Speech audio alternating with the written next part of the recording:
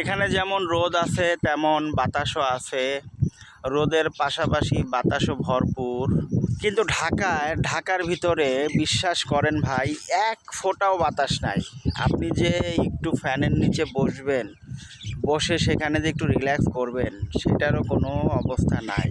কিন্তু আমি এখন ঢাকা থেকে অনেক দূরে, ঢাকারই ভিতরে অনেক দূরে চলে এসেছি। এখানে আপনি দেখতে পাচ্ছেন খোলা জায়গা, মাঠ, গাছপালা। এখানে মোটামুটি ভালোই বাতাস আছে, আপনারা নিশ্চয়ই মাঝে মাঝে আওয়াজ পাচ্ছেন বাতাসের।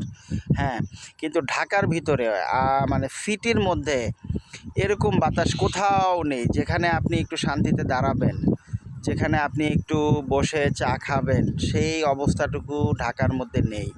তাই আমি অনেক দূরে চলে এসেছি। শুধু প্রকৃতির যে বাতাস, আসলে আপনি যতই বলেন ফ্যান, এসি এগুলা আপনার অতটা কাভার করতে পারে না।